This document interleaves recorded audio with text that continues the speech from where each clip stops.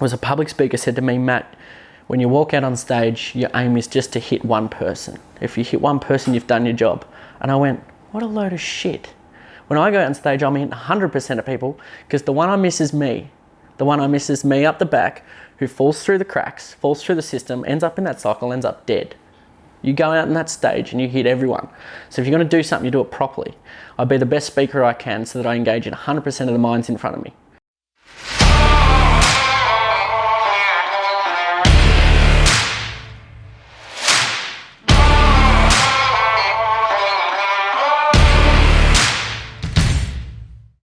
Matt, thanks for jumping on the podcast, mate. Thanks for being here. No, mate, grateful for this and for any way in which we can start a meaningful conversation. I'm all about it. Yeah, excellent. It's obviously tough times. We were just talking off air, the impact that it's had on you, this whole virus game. What's your mindset on it? Like, how are you staying grateful in this period, particularly having been someone that's so impacted by it? Yeah, I think that's what it all comes down to, the ability to just be grateful. As I was just saying off air, that's what you got to hang on to in these sorts of moments when everything gets stripped from you. I mean, I just put up a post earlier today, and I've financially been stripped to the barrel with this one. But as I said, you value your health over your wealth, and that's what I stick to every single day. So we don't know when something's going to go on in the world where you're left with no money. So we spend every single day working tirelessly to bring home the money and to have fancy things and nice things, but only if we spent just as many hours a day on our wellness. What would the world look like? So for me, I do that, and I'm proactive in my approach to look after this before I look after this, and therefore I'm in a situation now where, I mean, it is what it is. I'll control what I can control, and I'll get up every day and continue to be grateful for what I have got and know that I can create something else, whatever this looks like after COVID-19 or whatever's going on in the world right now. It's chaotic. So yeah, it's crazy, man, and I love your attitude about it, and obviously that's come from a world of for you of building up that resilience and building up those priorities and those that emotional intelligence as well, which I'm super keen to dive into. So for everyone listening, give us an idea of who you are and what you do. Yeah, well, it's a broad question. I'm a lot of things, but at the moment I think it's still one thing I really struggle with, because a lot of people think I am just very one-dimensional, and it is what I am. And obviously I'm a mental health advocate and work in the suicide prevention field. Through the traumas and experiences that I've been through, I work tirelessly to ensure that people like that don't grow up with the same lack of education that I had, or the ignorance that I had, or the stigmas that are around. And I want to change that dialogue around what it looks like to live healthy and well, even with life's challenges and inevitable situations. I mean, we all go through shit, yet we pretend we don't.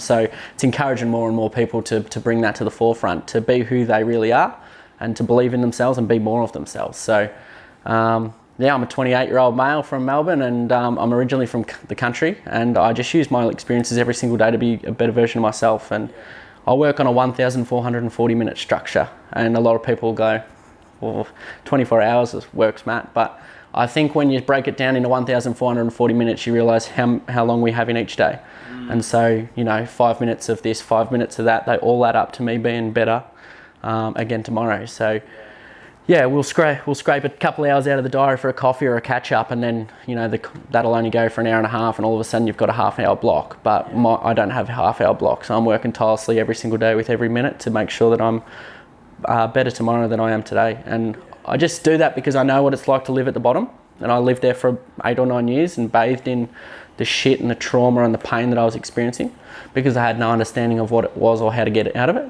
And now that I do, I just make sure that I don't go back to that place. And I know if I don't put those minutes into myself every single day, I'll go straight back there. So I know what it's like to live at the bottom. I don't know what it's like to live at the top, but that's where I'm going. And for me, this journey is about taking as many people to the top with me by using these strength-based models and approaches to look after myself, so we can be better not only to ourselves but the people around us. So it's big for me. Man, I really love that. And yeah, you have such an incredible story, and that's a common theme amongst all the people that, I mean, me personally, who I look up to and resonate with so much and who I take so much from, is it's all stems from experience. And that's all you're speaking from, is that experience, and you've got a hell of a lot of it. So let's dive in. You grew up in the country. What was life like growing up in the country, especially in your teenage years? Yeah, I mean, I had an unbelievable upbringing. I have the most supportive and caring father and mother possible. My family's, what people dream and wish of. So, I'll never take that away from them. The situations that I found myself in don't stem from anything to do with my upbringing. I think if in any regard, I mean, I got put through the best education, the best sport, had the opportunity to do whatever I wanted to do with my life, and still do to this moment. I've always had that support of everyone around me. So I know I'm one of the lucky ones in that regard. But I guess there's an element of that led me to my downfall, because it makes you believe, well, why am I going through this, and why would I have any reasons to whinge and complain about the situation I'm in? And so you start to suppress a lot of those emotions. It was at about the age of 16, 17, I started to notice a few little things going differently with me, but nothing too drastic. It was when I shifted myself from school to the real world and become a plumber that I started to realise my world come crashing down, and it was the physical and emotional abuse that stemmed from being a plumber with a couple of bad bosses that led to the feelings of worthless, failure and a burden, and those three feelings are still the same three feelings today that I feel when I'm in ideation of suicide. So yeah, I went through a lot of physical and emotional abuse, as well as the trauma of losing so many mates that I did. So you start to believe why am I here, what am I good for, and what's the meaning of all this, and when you don't have that education like I was talking about before, it's hard to get yourself out of that situation. So you can only do in life what you know with the information provided, and that's why I'm big on making sure that we go out there and find out all the information required so that we can get through to tomorrow, but also so we can get all the information required to know that our mates and our brothers and sisters and our caregivers and supporters are all supported as well. Yeah. What was it at the ages of 16 and 17 that you picked up? What were those little signs that you picked up on? Well, I think a lot of them at school were I started to believe that I wasn't worthless and a failure, stemming from some of the comments made to me by teachers. I was a very active, energetic, cocky, bubbly, smart ass of a kid, like most of us are. And I was bounced around from, I spent most of my schooling out in the corridor because I was always upsetting someone or talking too much or misbehaving. And it was always thrown back on me like that I was the problem or stemmed from that problem. And now that I work in the education space, I start to look at, is that what it really is? Or is it a lack of the education supporting my way of learning? Because if I'm happy to sit in a classroom these days and not distract anyone, and I'll never distract anyone if I'm engaged in the content. But as soon as the content's not engaging, I'm gone. I want to dive into this because I resonate with this a lot. Me too. Just school wasn't for me. I was the cocky, smart ass, the kid, but I enjoyed school, not the content. Correct. Just being around the people and the vibe, and relating with those cool teachers that you get along with, those sides of things. But there's very few of them. And I felt like I was dumb, and particularly getting to that year 11 and 12 phase, I was like, shit, where am I heading with this? Or like, where am I heading with my life? And because we get put on this pedestal that the HSC or trade is the only two avenues. Is that what you felt? Yeah, and like they made me out. I had comments. So I've got these comments that go back and forth through my brain every single day that are still stuck there. So it tells you the impact of our words on people. I had school teachers say that you'll never amount to anything, and your father must be so ashamed. And so those two comments live with me to this very moment. And as I said, when I've got suicidal ideation, the comments that come to me when I'm in suicidal crisis in my own head, your father will be ashamed and you'll never amount to anything. I feel I'm a worthless and I'm a failure and I'm a burden. Still to this very day, and that stemmed from education system. That stemmed from me getting told those things. Yet if someone had just engaged my brain and told me, this is the way that Matt learns, so maybe we will change the content to suit the people like Matt, maybe that wouldn't have been the case. I'm one of the lucky ones that's lost 8 mates to suicide, had 4 suicide attempts, been homeless, and sit in this chair now, be able to talk about it. How many kids saying we'll never get that opportunity because something failed them and they didn't know how to get out of it. And that's why I'm huge on giving the kids the skill sets to be able to identify, control and express their emotions so that they can have this opportunity like I do now. So what did the first, you said you lost 8 friends. When was that first experience? Yeah, first loss to suicide was a cricket teammate as I was 12 years old. So very young, my exposure to suicide was very early. I mean, I work in schools with kids as young as 3 and 4 now, and people tell me I'm doing it too early. At what age do we go, he's ready to go? Like, these kids are 3 and 4 years old, and I'm getting in there talking about, I don't have to talk about mental illness and suicide, because it shouldn't be words that we ever have to say ever again if we teach these kids how to look after and regulate their emotion. Yeah. So, you know, the youngest kid on record to die by suicide is 4 years old, and that's happened more than once. So what age do we decide is too young to talk to kids about suicide? Sure. Because they're little sponges. They know domestic violence, they know rape, they know sexual abuse, they know methamphetamines, these little kids in prep. And I know that because I've quizzed these kids. Yeah. So if they know that, they have to know what mental health and well-being's about, because that should be the priority for every single person out here. So, I mean, we get in as young as we can and we teach these kids how to regulate their emotion, because I was 12 years old, lost my first mate to suicide, had no understanding what that was, why the hell someone would take their own life. Yeah. And all of a sudden you sit up the back of the funeral and hear everyone call him selfish. And I was like, this is selfish. I can only imagine what sort of pain he must have been going through, that's his only option. Yeah. And then it was my lack of education and understanding around that led to my own attempts. And Yeah. 12 years old, 4 years down the track at 16, I lost my second mate. Same year I lost my my favourite high school teacher, probably the only one that I got along with. Yeah. And then 4 years later at 20, I lost my fourth mate to suicide. All 4 of them suicide? All suicide. And first four mates that I lost. So from 20 to 26, I lost another 4. So it just never stops. What in those last 3 with your teacher and your other friends, how did you process that? Did you know?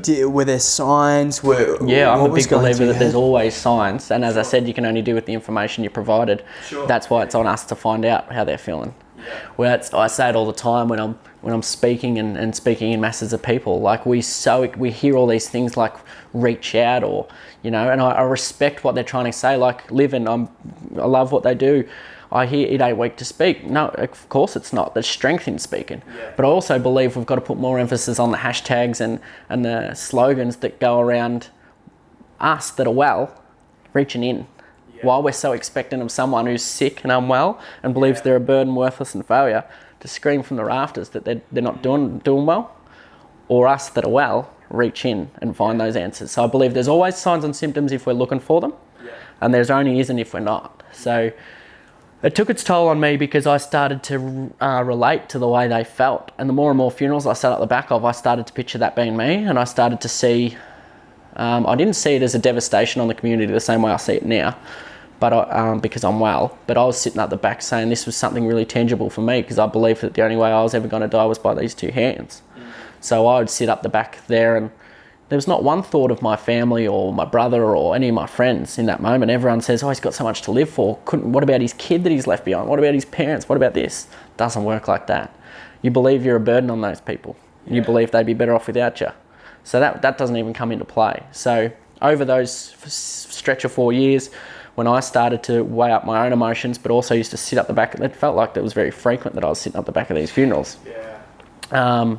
It just started to really take shape for me and start to realise that this was something tangible, because what I noticed was as soon as they were gone, there was the initial sadness, and you'd see it being at anyone's funeral. There's the initial pain and trauma, and that day's really sad, and maybe a week or 2 for the majority of people.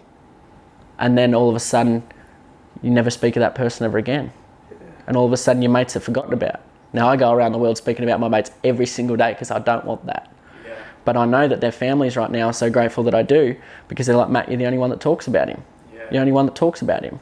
You're the only one that does things in his honour. Everyone else has forgotten about him. We do memorials and no one shows up. So for me, I was like, this rubber stamps what I've been saying about that I'm a burden on the world and that I'm worthless and I'm a failure. Because I know as soon as you go, everyone's initially sad, but after that they're not. No one would even know I was gone. And that was the start. That was the start of the thought process. Yeah, because you were sitting back at so many and you saw the trends. Yeah, see the trends. And so then, when did it lead to? Because you were sitting in the back of these, when did those thoughts start to really take control of your mind? Like, you know what? Maybe this is the norm. Like when I'm not maybe I can just go like this, and like you said, 2 weeks down the track, No one will know. no one will know. Yeah, a lot of plumbing did the damage to me when I stepped out in the real world. Like, I was an energetic, bubbly, cocky. Everything that I picked up I was good at. And plumbing was no different. I started to shape my van out like I was going to be the best plumber, and this is how I was going to live my life. And then slowly but surely, this boss that physically abused me, hit me with shovels, dropped roof sheets on my head, boxes of roof screws, knocked me out, shirt front me every day, abused me. I started to not even know how to do up a tap. The confidence was just stripped of me. And all those comments from the teachers come running back. You'll never amount to anything, and your father must be ashamed. I couldn't even put a nut on a plumbing fixture, and I used to do houses by myself from the ground up. Just slowly by surely, week by week, I was just getting stripped bare and bare of everything that I ever once knew, and all of a sudden I believed that I was those three things. I believed I was a failure, I believed I was worthless, and believed I was a burden. So that became really tangible. First of all, how did you take that step into plumbing? Was it something you always wanted to do? No. It wasn't. No, hell no. I just wanted to get out of school because I just wasn't engaged. Did you drop out early? I dropped out after year 11, but I'd done 2 year 12 subjects. I was quite good at school. We never had to listen to do that. No one ever engaged in my way of learning, yet I was still able to do that. I'm good at whatever I pick up, without in the most humble way. What was your way of learning? Active energy, speak me language, be relatable, don't talk down on me. All these things that I speak of right now, advocating in the wellness space of professional services. Visual. Yeah, all three learning. I think we work in all three learning, like visual, auditory, and kinesthetic. But how many times is it just you sit and you listen? It's always. You know, when am I up doing something with my hands? And then when I go and do PE, that's my element. I get to run around. They boot me out because I was too good at it. Right. So they'd play cricket and they're like, Matt, you got to sit out. Matt, we're playing football, you got to sit out. And I'm like, oh well, if I'm sitting out, I'm going to cause this much mayhem in the next hour and a half. Like, I'm going to cause this chaos. And that's what my theory was in the rooms. I'm like, this is my way of my brain. I'm not engaged in the book you're reading or whatever you're trying to teach me right now. So I'm going to distract the people around me. And that's the way the brain goes. So That's like me. true. Yeah, well, I've got bipolar disorder, so you know, it's very close knit with attention deficit disorder. So when I'm sitting there and no one's engaging in me, and they're all engaged in there because their learning styles met, and maybe there's a couple others like me in the room that are the same, but they'll be more quiet in theirs. Maybe they're introverted, I'm extroverted. Yeah. I'm tapping my mate next to me and going, hey, let's do our own thing. I start doing my own thing. Matt, shut up. Matt, shush. Matt, out. Yeah. And then I'm playing in the corridor in my own head. Yeah. It's a cycle. So this is why I'm big on going in and working with these kids and appealing to all their learning styles so we don't miss anyone. And it was the same thing that irritated me when I started public speaking. A public speaker said to me, Matt, when you walk out on stage, your aim is just to hit one person. If you hit one person, you've done your job. And I went, what a load of shit. When I go out on stage, I'm hitting 100% of people because the one I miss is me. The one I miss is me up the back who falls through the cracks, falls through the system, ends up in that cycle, ends up dead. You go out on that stage and you hit everyone. So if you're going to do something, you do it properly. I'll be the best speaker I can so that I engage in 100% of the minds in front of me. You be a teacher, you do the same thing. You walk in that classroom on and that's not your 9 to 5, that's not your paycheck. You're playing with people's lives. It's not Macca's where you miss a chicken nugget and you get called back and you get to do it again. Yeah. These people are dying. So do it properly, and that's what drives me to do the work that I do and do it well. I find that fascinating and I love that. How do you hit 100% of the room? I mean, there's many different ways to do it, but I mean, I guess it's different in a teaching environment, but I'm a big believer in your obsessions become your possessions. Like, I don't just grab a microphone and tell my story knowing that my story is going to impact people because I've lost mates and it's emotional. I work tirelessly on my trade every single day. And I wonder if people are doing the same thing. Yeah. And I can sit up the back of the audience and go, not a chance. Like, and they write the script down or they write the content that they're doing down, and it's not coming from here. Speak to people's hearts. You've got to educate people's hearts before you educate their head. The information will only stick if there's a connection. Yeah. Human beings are wired for love, belonging, and connection. 3 fundamental things that we're wired for: love, belonging, and connection. And when we see a disconnect from one of those 3, nothing will go through. Yeah. And that's when I started to feel the disconnect in my life. So I want to get down on their level. I want to speak to them where it hurts them, what's their situation they're in, and that's what I do as a speaker, but it's also what I do when I'm facilitating content. You appeal to their hearts, speak their language, be authentic, be relatable, all these sorts of things. Whereas I think, there's an element of working in systems where they speak down. You need me right now, I'm the top of the chain. When I speak, I get off the stage, I'll join you where you sit. I'll go into mines and I go down in the mine and I'll join you with a hard hat and a vest on, and I'll get inducted the same way you did, because I'm coming down to where you are. Don't come up to my speaking room. And I think, there's different ways you can do that, but this is how you appeal to people, and this is how you show up for people and hold the space where they feel seen, heard, felt and got. The same way I needed to be and never did. And when you're not, could be that person. I really want to get to that, but I want to build up there. We'll go back to the plumbing side of things. Because I want to be able to take us all on a journey on how you got to the mindset that you have today. What were the thoughts? What were you thinking driving to work? What were your thoughts leaving work when you got home, when you got really bad? The only reason I stuck to plumbing is because when I dropped out of school and I was successful at school, and my parents put a lot of money into me going to that school that I did, they said to me, Matt, you got to promise us that you'll finish and get qualified. I promise. I keep promises. I'm a man of my word. I'll do as I say all the time. So for me, I was coming home upset every day and broke and distraught, a mess. But it was for me, it was keeping to that promise. And it was fronting up again and again and again.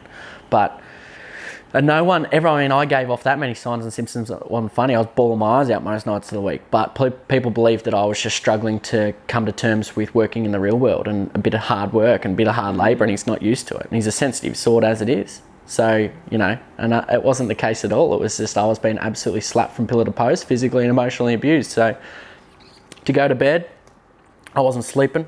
I developed severe sleep insomnia. I'd waste away to, I went under testing for severe sleep insomnia for several years there, but there's a period where, if you can call it a personal best, I lost 13 kilos in 7 days to sleep deprivation. Yeah. I played football and they had to tape the shorts to me. So, I was wasting away, and people talk about didn't see the signs, didn't see the symptoms. I'm like, please. I was pretty much dying in front of your eyes. Did you reach out to anyone? Did anyone, as you said, did anyone reach into you? No one reached into me, and that was, and even the way I speak so openly about this, and I know it gets easier the more I do it, but even back then, I would put out the most obvious signs. I started talking about Are You OK Day and stuff on Facebook, and I was that popular kid that was good at sports. I was the only one talking about mental health. But it's like, geez, Matt's doing a good thing advocating for this mental health shit. So what do you reckon Matt's advocating for mental health shit, you fools? I was selfishly doing it because I was unwell. I wanted to be understood. Putting up post after post after post about mental health and what it feels like to be unwell. Isolation, anxiety, depression, and people going, shit, he knows his stuff. I'm like, yeah, you didn't read it out of a book. Yeah, so... it was tough. Not one person reached in, even though they could see what they were seeing. And I don't think that they didn't see it. I think they just didn't know how to articulate it, or were scared about holding that space for me to, shit, if he tells me he's not well, what am I going to do? And it's the same conversations we have these days, because people are so petrified that they won't know how to deal with that situation if they're given it. And that's what we try and teach people, to just hold space. We all have what it takes to give people, or to provide people what they need in those moments. So it was tough for me. I just kept going to plumbing after plumbing after plumbing, and day by day I was getting smacked around, beaten, punched, pushed, and more so, it's not the physical side of things for me that ever haunted me. It was the emotional stuff, and it was the emotional stuff from school, emotional stuff at plumbing. And still to this day, the emotional shit will get to me. You can punch me, you can kick me. I'll try to kill myself, so ain't nothing I'm scared of. I've done what the number one census thing to do is. So there ain't nothing I'm scared of in terms of physical injury. But you say things to me, they will wear me down. So it's true what they say, sticks and stones might break my bones. But it's true. I fronted up every single day because I believed I had to fulfill that promise to my parents. And I said, plumbing will be the death of me. And I said it so many times. Plumbing will be the death of me. Plumbing will be the death of me. And people just went, that's tough work, that labour and stuff, that plumbing stuff, isn't it? It must be hard crawling in a roof. And that's not what I was talking about. It would be the death of me. And and then that became the thing that I was like, well, I'll fulfill that promise too. So it becomes something that I was just like, it's just a matter of time. And I fled to Queensland in 2011. Just after you finished? Hadn't finished, transferred my plumbing up there. New boss, new start, get away from everything. I blamed every single person around me, and I talk about it all the time. You know, it's easy for me to say no one reached in and blame everyone and blame people's lack of understanding, but really the only person that could do anything about it is me. And I had no understanding or education about how to do that. So that's what we're trying to change. But I fled to Queensland thinking, oh, new start, no one will know who I am, maybe new friends, new football club, new environment, new plumbing. We'll see how this goes. And I was basically saying, unless there's a trial, and if this doesn't work, I ain't working. If I have to live like this for the rest of my life, I'm not doing it. I'm bowing out. So I went up there, and I mean, funnily enough, the same problems that were here in Victoria for me followed me up on the plane.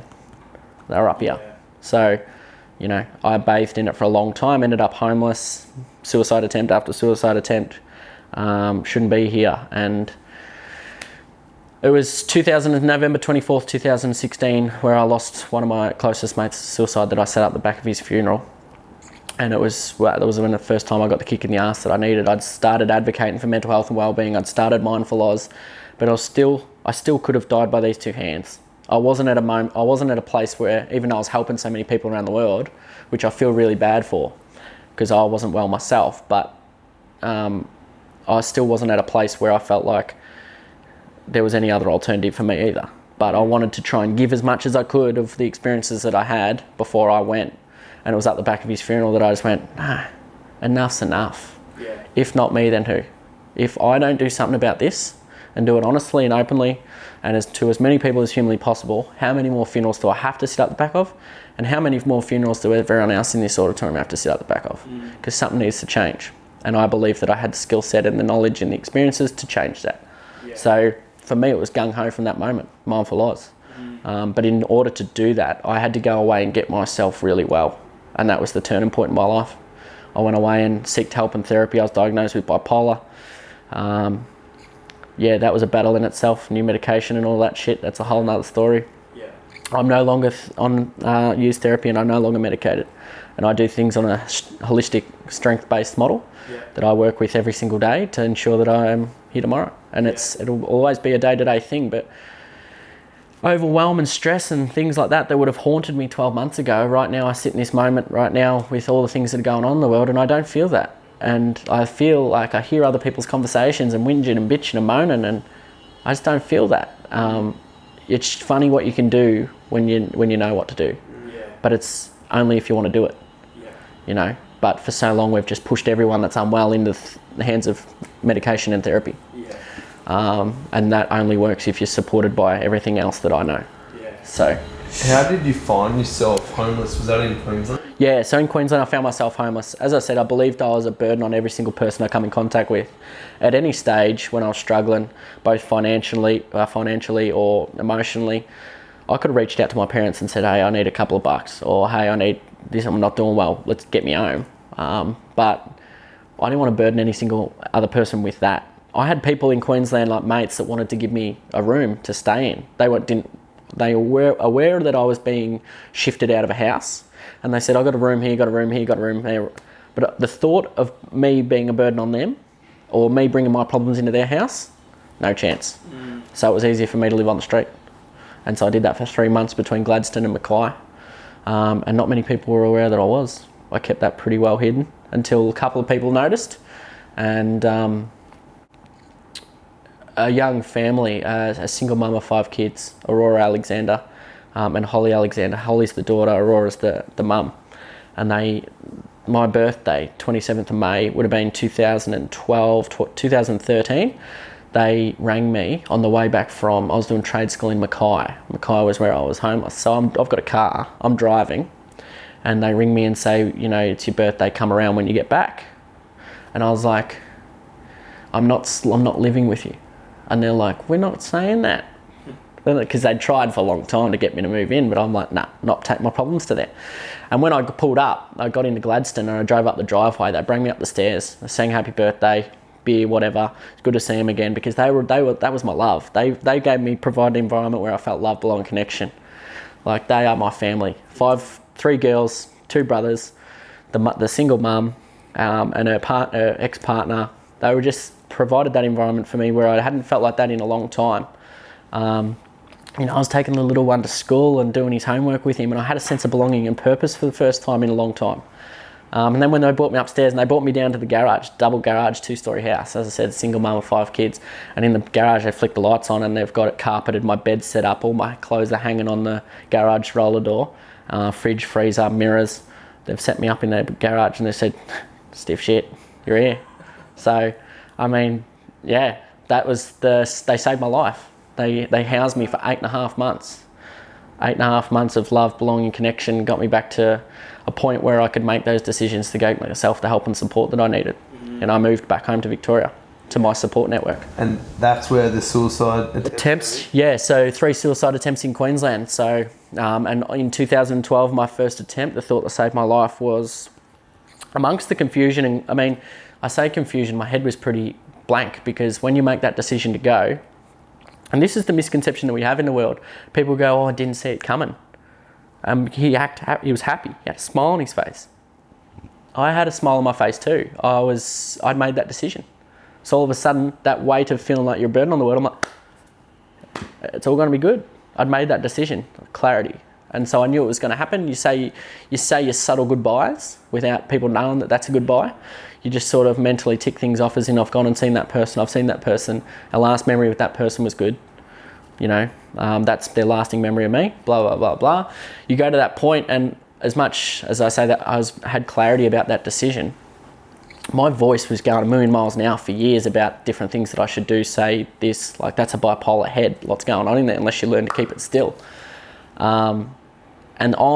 It was hard sometimes to even pull to sense what was going on up here. Sometimes, like, there's lots of noise, lots of ideas. But when I went to that place of my first suicide attempt, clear voice come to the very forefront. It's the only thing I could hear, and it was mid attempt, and I was as good as gone. And this voice said to me, Matt, you got to be here. You're gonna have a family one day. You have to be here to see it. And it was like boom. What were you? Necking yourself? Nah, I shouldn't say it, but yeah, I was mid-attempt and I was as good as gone. And the voice just said, you need to be here to see it. And so for me, it was like, do whatever you can do to survive this. And I did. And the thought that saved my life was the thought of having kids. And the thought, combine that with the loss of 8 mates to suicide, it's what I do now. I work with kids as young as 3 and 4. I work with the thing that makes me happy every single day. My energy and drive to get up and go every single day, even when I'm struggling, is the thought of having kids. But I don't want my kids to grow up in a world the same one as what exists right now. It's embarrassing. So for me, I want to create something that exists where my kids or anyone else's kids, your kids, go down the street and they can identify with the person that's struggling. That they can go over and sit with the kid that's lonely in the playground, put his arm around him and go, I'm right here with you. Because we don't see it.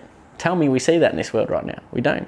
So I want to create that world, and that's what I do every single day, is fight tooth and nail to change the dialogue around what it looks like to be unwell, but more so what it looks like to care for people with every single waking minute and opportunity.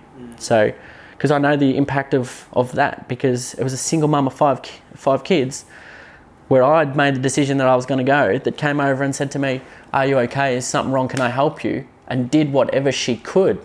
She wasn't reading from no bullshit manual. She wasn't reading from any, I don't know, evidence-based bullshit. What she was doing was acting out of here. She was leading with her heart, compassion and empathy, and compassion and empathy is a choice. She doesn't have to know what it feels like to be in my situation. We all know what pain feels like. And if you know what pain feels like, you know that you don't want anyone else to go through that pain. Yeah. I don't need to know the circumstance. I don't know what it feels like to go through cancer. Doesn't mean I don't have any empathy for it. I know what it's like to feel pain, so I'm going to help you as much as I fucking can. And she did that. So that's what I want to rewrite the dialogue around, is why we're not doing that for people, because that's what we're put here to do, is in the service of others, and the true meaning of life is to give. And when you do that, you'll be truly happy. So after your first attempt, were you still plumbing at this point? I was plumbing right up until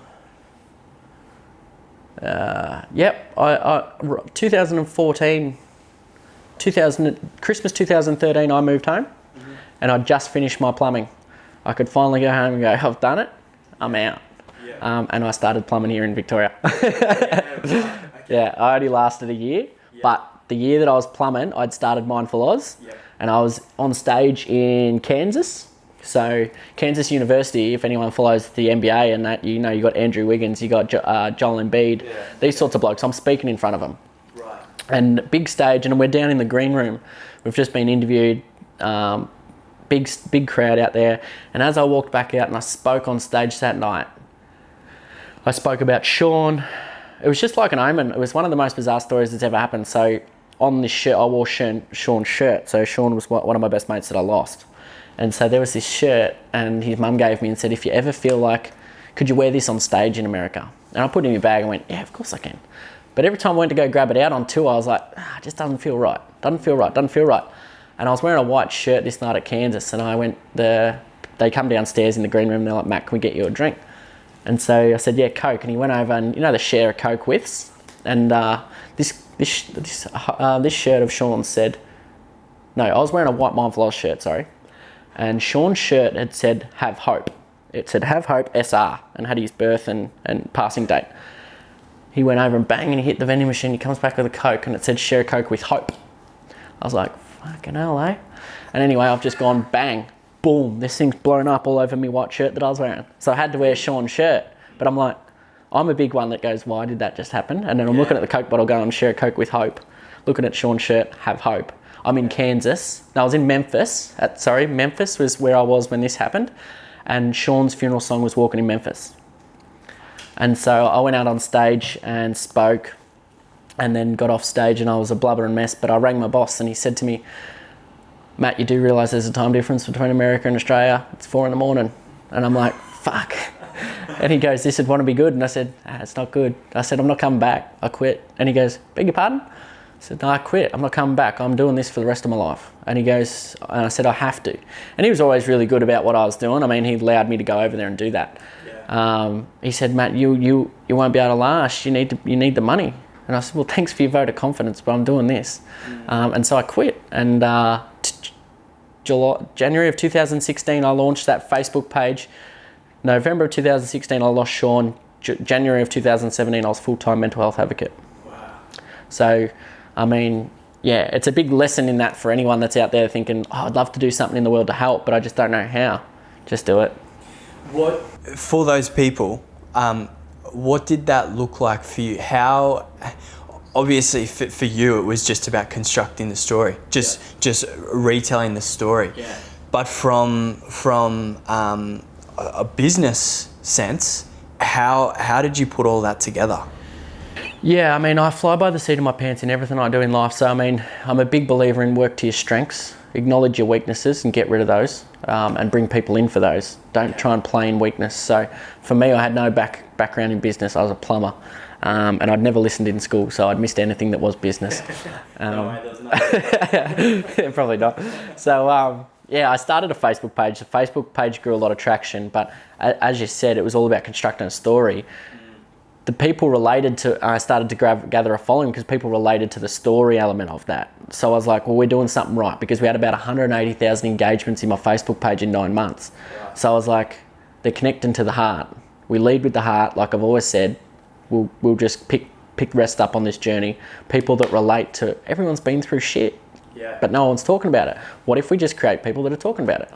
And then I'd start to go out and deliver projects and speaking gigs, all around the world. And I started to go, well, there's got to be more than this. One, I don't like telling my story all the time because it zaps you. But two, there's no point telling someone a story and inspiring them to move, but not giving them anything to move towards. Yeah. So for me, it was about coming up with the programs and workshops that I've now got to deliver that give people the tools and techniques to live well. So, I mean, it's still a fly by the seat of the pants sort of setup, because I give the people what they want when they need it. I don't do what I want. I do what the community wants. You do what the community wants, you speak their language, you grow. And so for me, the primary school thing was a no-brainer, but the primary school program now is a part of a model that we have. Like, we go into the communities and we start with what we're good at. we deliver speaking gigs. So it might be me, you, us three, go out and speak on stage. 3 stories from the heart, connect everyone in the audience. 500 people rock up to our community events. 500 people in a regional town of a Sunday afternoon. They don't get 500 in a room for anything, let alone a mental health discussion. Yeah. So we're doing something right.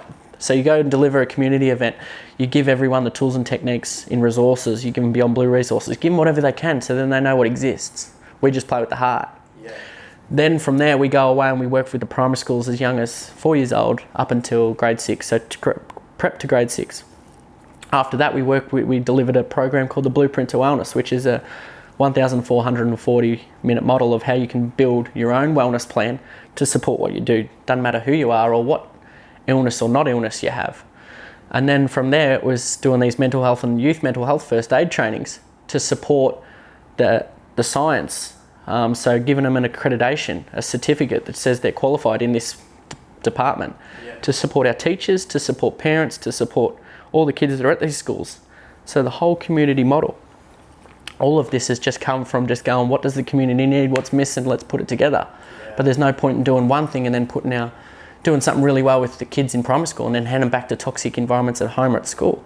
Sure. So that's why we started educating and training teachers and parents and everyone. So it just built this model, and that's the model that exists. I mean, I don't feel it's very businessy what I do. I mean, I just do, as our shirts say it, it's lead with the heart. We show up every day with our heart and we find out what the community wants and we go and do it.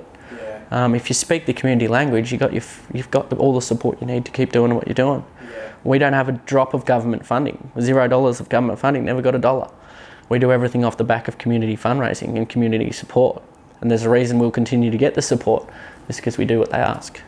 Why haven't you gone the government funding route? I just feel there's too much red tape, too many headaches. I don't want to be puppeteered by anyone.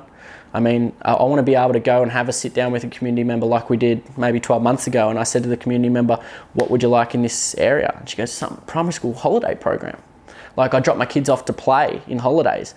But imagine if I could drop my kids off somewhere where there was exercise, a model of like emotional regulation or some meditation. It's like, when do you want it? And she goes, well, the holidays are in 2 weeks. I said, let's do it. Yeah. 180 spots at $35 sold in 30 minutes because that's what the community needed.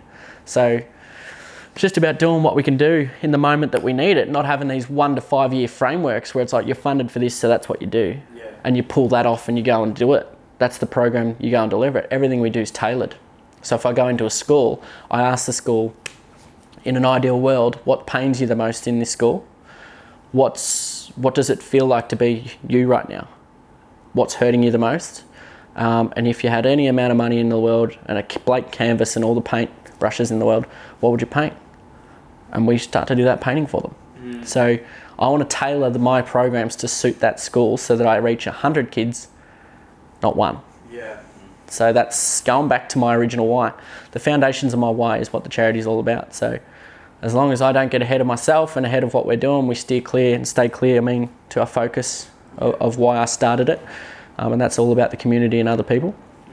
But showing up and being authentically us and relatable, we'll just keep doing what we're doing and keep changing that dialogue and conversation around mind and behavioural health so that people can find wellness and don't have to sit at the back of 8 funerals before they realise the importance of what they can do with every waking minute. Yeah. There's a lot of knowledge behind you. You obviously speak very well being a public speaker. Give us a bit of an insight into some of the courses that you've done and how does someone get started in a space if they wanted to follow a journey similar to what you're doing? Yeah, I think in the mind and behavioural health field, there's some really great trainings out there. I mean, mental health first aid's a great training. It's a 12-hour course that gives you the skill sets to be confident in to have those conversations with people and to see what it looks like statistically, the signs, symptoms, all the basics. And then you've got safe talk, which is really important because if we're having these conversations around suicide, there's words in which we shouldn't use, there's things in which we shouldn't say because if we do, they might trigger someone. Okay. And so just by knowing what's good and what's not in that course, that helps us be the best we can be and make sure we're not upsetting anyone along the track.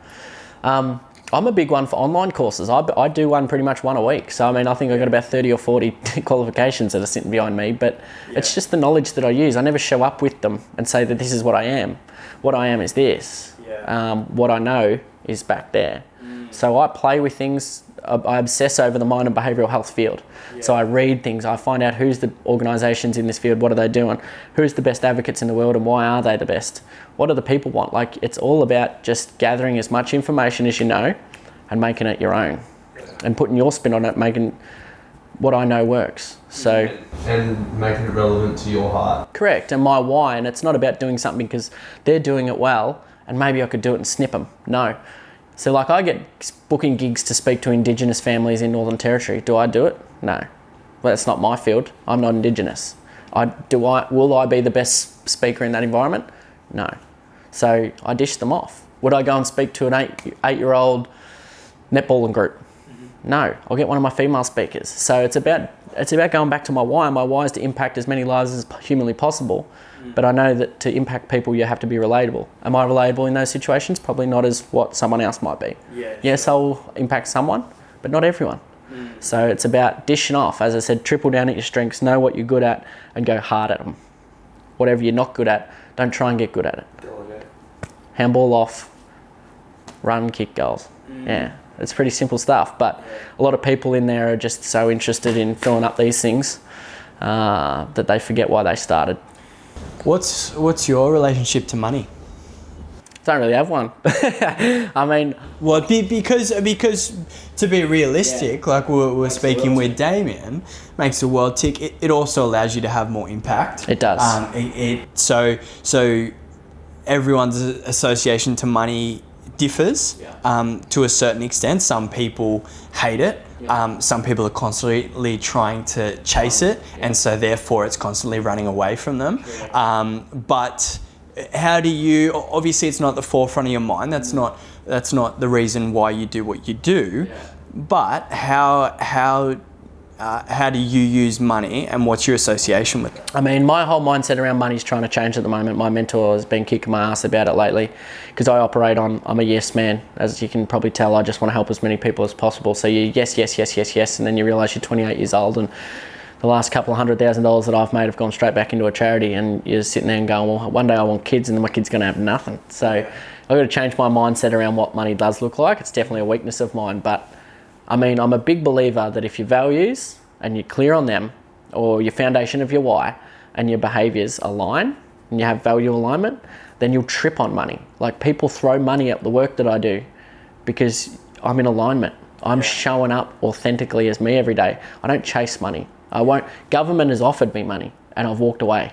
It's not my money. Does that money align with what I was doing? Hell no. Catch ya. And I think that's my message for anyone out there, is to, as long as we're showing up and being who we really are, we'll find money. Good things happen to good people if you're being a good person all the time, not just when it suits you. When your values align with your behaviours, synergy, and people will notice that. People see through bullshit.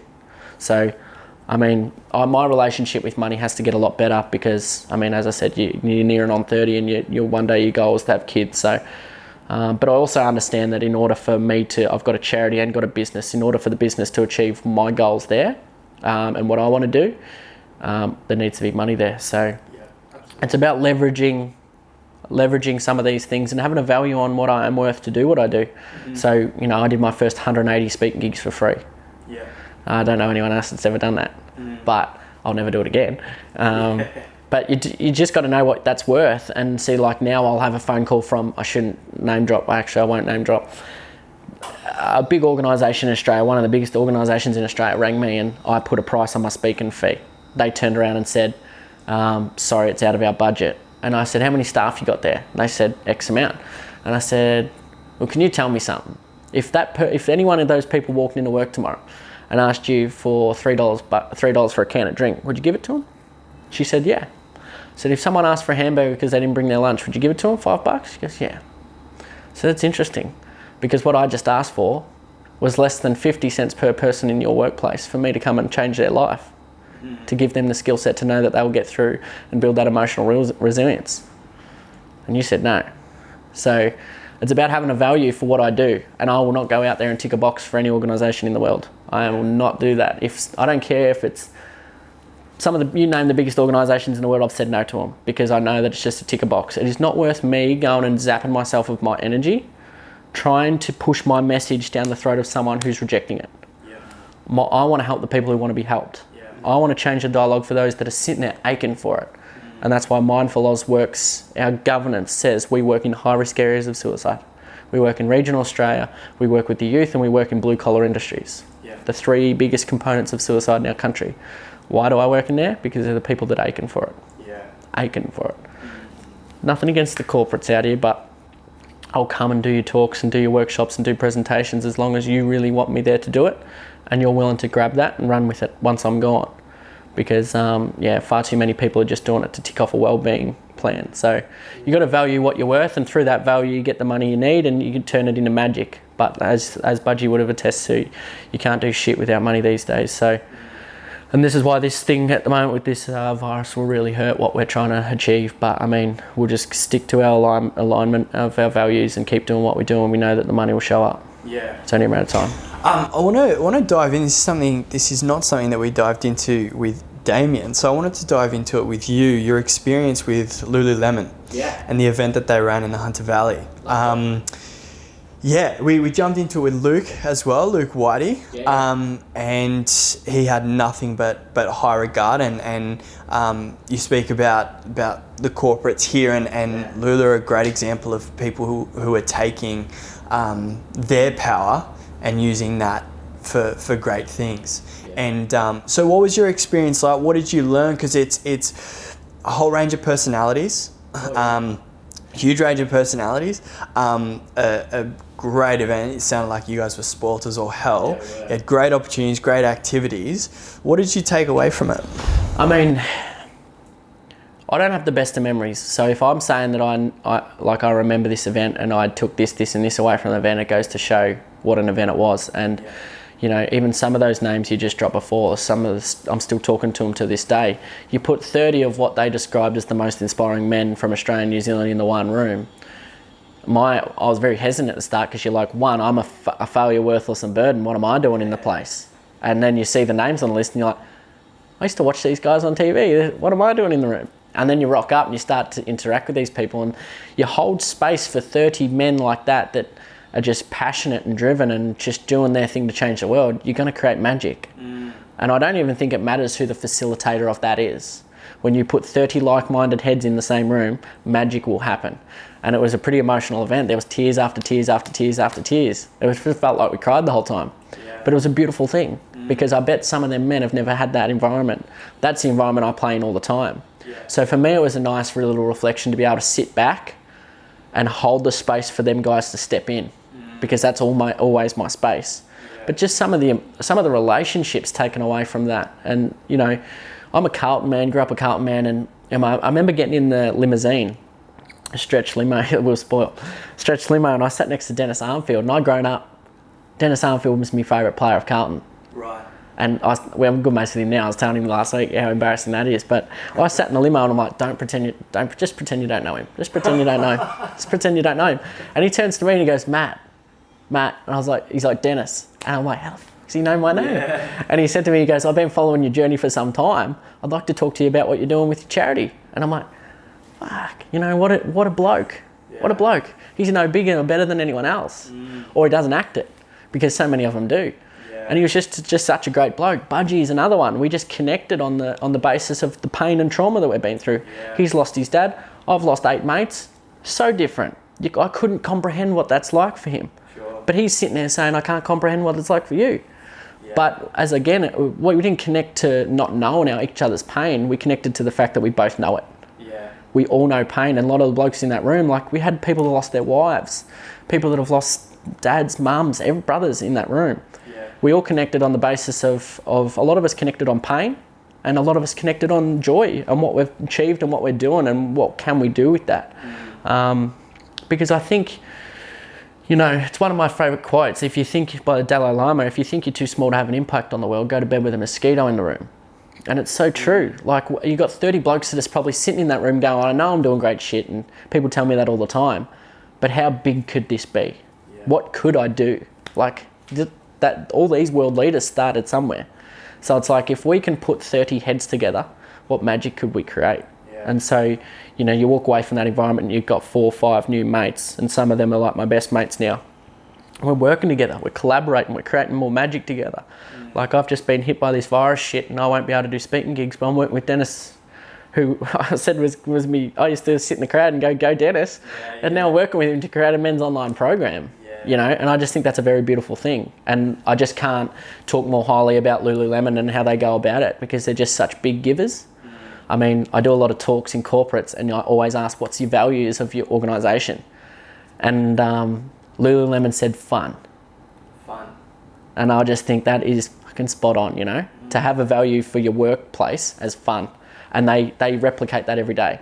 And they show up with love. I took my mate into I'm at the Chadstone store for Lululemon, and I took my mate into Lululemon store on Saturday into Chadstone. We didn't need to buy anything. I just said, watch this, mate. And he's like, what do you mean watch this? I'm like, watch this. And as I walked through the door, I wanted to show him. All the staff stopped to come give me hugs, kisses, love. This is me mate Mark. Straight away, hugs, kisses, love. And he's like, oh, I've never felt that energy, that vibe, that love from people that I've never met. It's like, I've known them all for so long. I said, that's the energy that Lululemon creates. And they do that because they are in alignment with their values every day. It's not a workplace where they go, oh, I can't be fuck going to work. I'd work there tomorrow, heartbeat. And I said I wanted to work there over the Christmas period when they were busy and just like flip a sign or something out the front because I just want to be a part of that. So, you know, that's their brand and that's why people buy their shit. Like, that's the difference between paying that for that and doing that because you're like, I believe in what they're doing and I believe in how they just treat me. And that's what it's all about. Showing up in alignment with who you really are, and that's people will follow. They don't tell us blokes at Lululemon as ambassadors to wear our merch and put up ads. You'll never see Budgie or Dennis or myself going, shop Lululemon, blah, blah, blah, blah. They don't need to. If they put their gear on people that live in alignment, and I'll wear the gear and the next minute someone will ask me, light your top, and I'll tell them all about it. Instead of going, there's some shit I got down the street. No, I'll tell you everything I know about Lululemon because it makes me happy. And that's the same for the other boys. They're quite happy to stop you and say, should get a pair of these, mate. Why? No, they're actually not that good, but they're Lululemon. No, not they are, but but that's the thing. Once you believe in the brand, you'll do the selling. Our brand. It is. We need to be able to connect with them. We keep having half of our podcast guests. Yeah, mate. Was that the huddle? I'm sure it could be arranged. I mean, they're just a great bunch, and I drop into the Chadstone store as often as possible just because they just give you that joy and energy that a lot of places take away from me. You know, they take. I just feel like Lululemon gives. And it's a beautiful thing. That's awesome. We watched your video on Facebook that you sent through on the beach when you were at the beach talking. I think it was a longer form video. And you talked about purpose, values, and why. I think it is the three key things of finding your purpose, finding whatever it was. What would be where does someone start to find purpose? I mean, I think you got to find your why. Since that video, I might have changed my thought process in that. I'll have to go back and watch it, but I believe you find what makes you happy. So, I mean, as I was saying with a group of kids last week at a leadership talk, because that's one of the questions is people get lost. They don't know where to go. I was lost. I was bloody plumbing. I had no interest in it. And I had no idea that this is what my purpose and passion was. But it's it's like the 5 whys, I think, is the most easiest exercise to find it. Because I'll ask you, like, what makes you happy? And you just go, I'll go, why?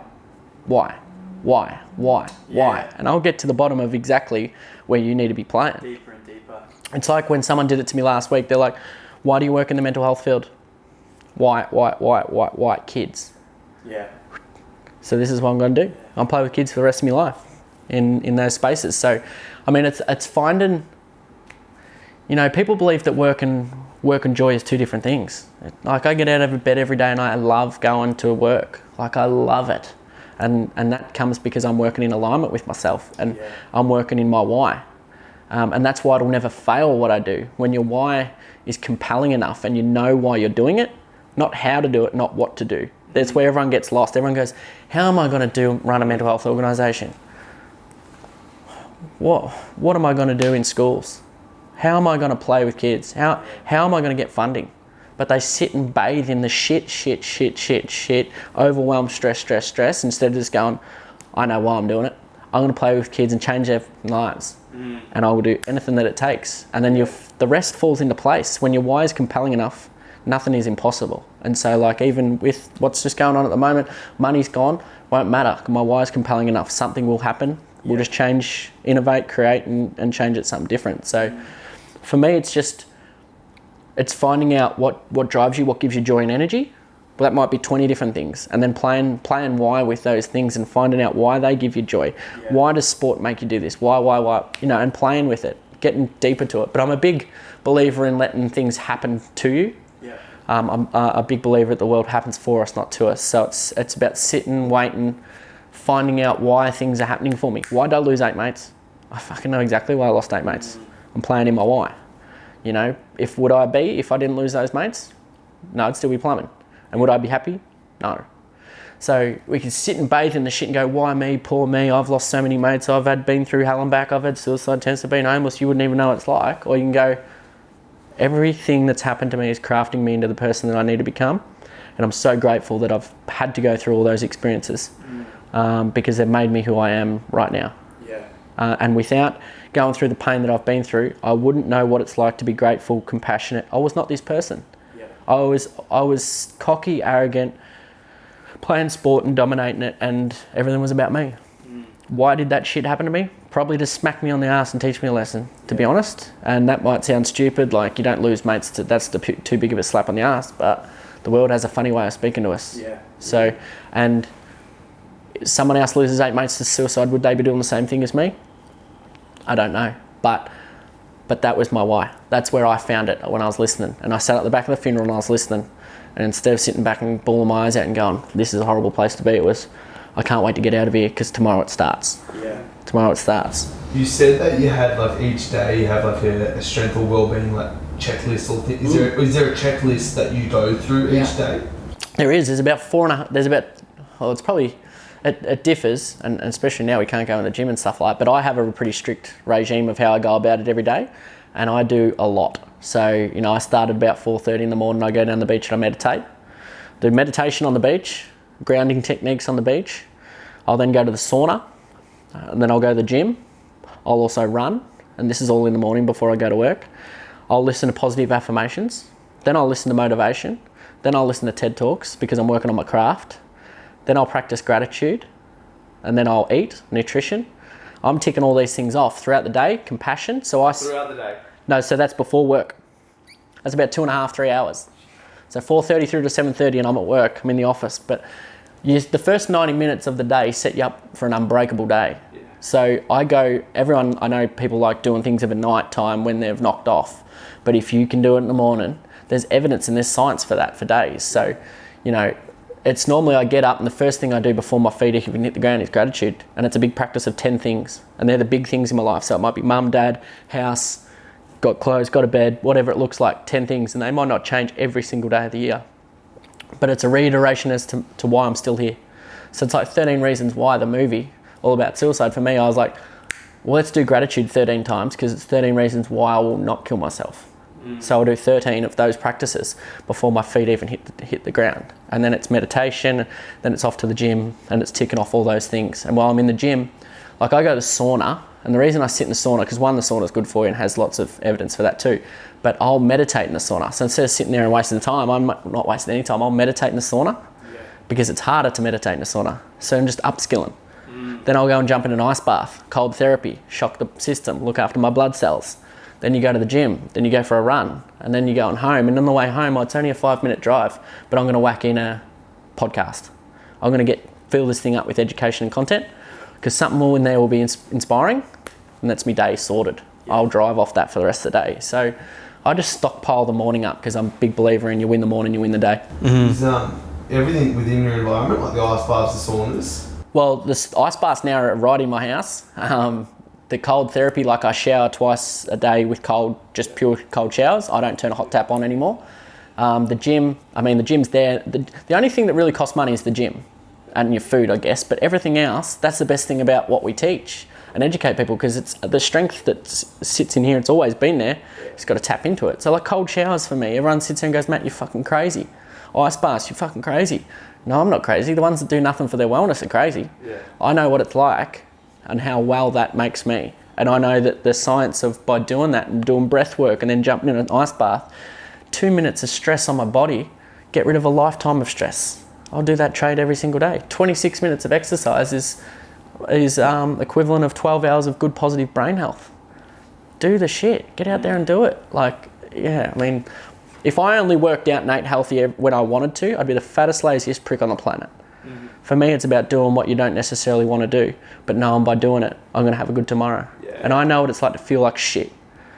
And I do never want to feel like that again. So therefore, I'm going to do what it takes every single day.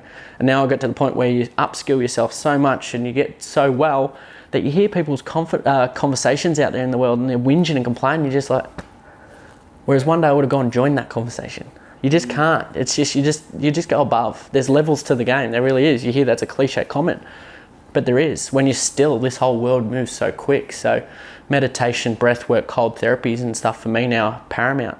I do them every single day without failure. Like, go and get a Shakti mat and I was laying on that and it's acupuncture every day. It's just like, that cost me $50 and I just lay on it when I'm watching TV. Yeah. Or I could just sit on the couch and watch TV. Yeah. Just do it. Yeah. I mean, if that little $50 investment is gonna go towards something that I'm gonna be a better person tomorrow, let's just fill my joint up with those sorts of things. And no, I do it. What type of meditation do you practice? There's a couple of different ones. A lot of the time it's guided or guided when I'm on the beach because I like to listen to someone else's voice. Yeah. Otherwise my brain will go, ooh, bird, and disappear. So guided meditation on the beach because I've got someone in tune, but then I'll also take it out to listen to the waves. So I've got my own sort of mindfulness there. Yeah. But I do a lot of sensory techniques. So with bipolar, like you've caught me on and off day to day. Like one of my sensory techniques is my rings that I wear. Normally I've got a whole hand of rings. Okay. And people are like, what the fuck's he going on? But that's like a sensory tool for me. It's like a meditation in its own way. Right. And because I'll fiddle when I'm anxious and when I have these symptoms of the bipolar coming through, I identify with them and I go, what I need in this moment of time. I'm on a podcast, I can't move, I can't go outside, I can't do push-ups, can't do cold therapy. I'll do meditation with my rings while I'm sitting here listening. Right. So it might be a simple case of like breathing, and I'll play with them, but it's a reminder because when I hear the click, it brings me back into my body. So it's just what you don't know you can't help with. Yeah. So I go out there and work out why is that guy living with bipolar, how's he do it? And I'm going to strip him bare of all the information he knows and bring back what I need. Yeah. And then I'm going to go find out what that person does and bring it back here. And that's what I do. And that's what I want people to do. Well, people do it with me right now. How does he live well with bipolar disorder? I hate bipolar disorder. Whereas I say if someone walks through that door right now with a cure and gives it to me with bipolar, I don't want a bar of it. Right. Never want it. Because this is who I am. It's carved me into the person that I'm meant to become, and I was meant to live with it. Yeah. And it's made me a better person. So I kick back off it for years and say, poor me, poor me, poor me. Or you can just sit down there and do the exercise and journal. Name all the good shit you've done for the world and for yourself since you've been diagnosed. Yeah. Name all the good shit you did prior to being diagnosed. Couple. I dance with it every single day and make magic out of it because this is who I am. Bipolar doesn't have a cure. So stop believing there is one and stop looking for one. Bipolar's not going anywhere and neither am I. Simple as that. So just whatever the pain, whatever the trauma is, whatever the situation where it is, learn to dance with it and create magic with it. Yeah. Stop kicking back off it. It's too heavy. It's like holding it's like holding this bottle of water out there for the rest of your life. Yeah. Or I can bring it in and learn to love the sucker. Yeah. And that's what I do with anything that I go through every single day. Yeah. I love it, man. Before we get into the final question or questions, where can people find you? Because I want to make sure that Facebook and Instagram are the obvious ones. They're / Matt Runnalls or Instagram's Matt.Runnalls. Facebook's Matt Runnalls 91. Mm-hmm. And then you've got LinkedIn, whatever my name is on that, probably Matt Runnalls, and my website, mattarunnalls.com. Yeah. And they're the best places to find what I do. But alternatively, if you want to look and follow the work of Mindful Oz, it's always / Mindful Oz or mindfuloz.org for the website as well. So, plenty of places. And I mean, anyone out there that's listening, I mean, I'm contactable 24/7. That inbox, those two inboxes are manned by me. Yeah. And I've replied to every single message that ever been sent. So, yeah. I love it, man. What, I'll dive into the last one, but there's another one that I want to ask you. You go back to probably that first attempt for you. Yeah. And you know everything that you know now. What do you tell that person?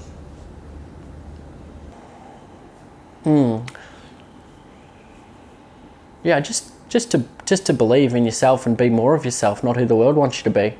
We don't think, act, or behave in a straight line, yet society tells us to. So, I would have just put my arm around that 20-year-old Matt and just said, "Hey, mate, not everything will be all right, because that's not how it works. But just keep showing up as you, and the world will pave its way for you." I mean, I believe that I had to be something different, and that's where you get lost, and that's where I succumbed to all those noises in my head and didn't feel like I fit in and stuff. So I'd just be reminding that young bloke that just keep being who you are, and you'll find your vibe attracts your tribe. Yeah. I don't hang around. I believed I was a burden on the world, and the only burdens are those that mock a pain they've never experienced. And I was hanging around all of them. So there is no burdens in my life anymore. Yeah, I love that, man. And what does the future look like for you?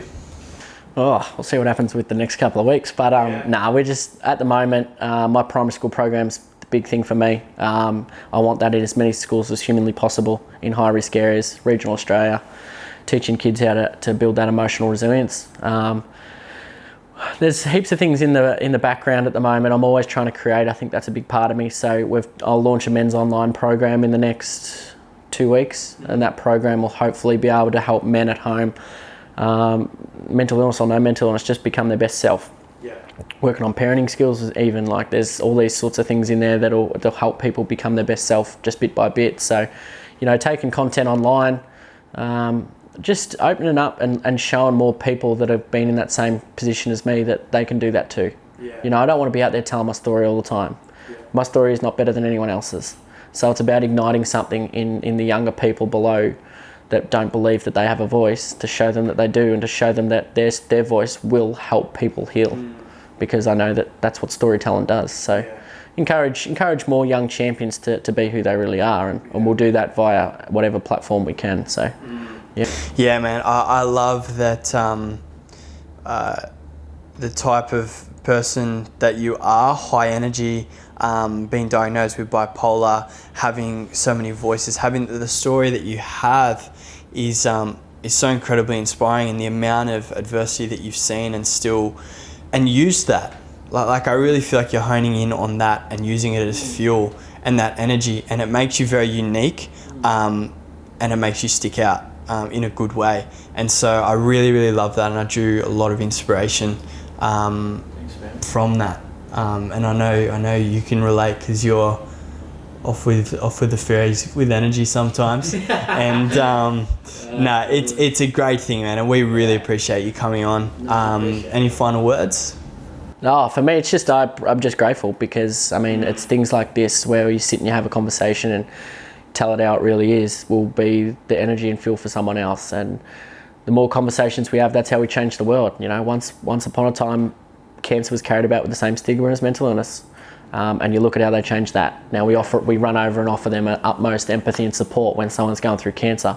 Why can't it be the same for mental illness? Yeah. We just need to start talking about it. Suicide. The more you say it, the more power we take away from that word. So we open up the dialogue and have these conversations, and we be on podcasts and voice ourselves authentically out into the world where it's unfiltered, show up as who we are. We'll encourage more young kids to do the same thing. So I'm grateful to be here.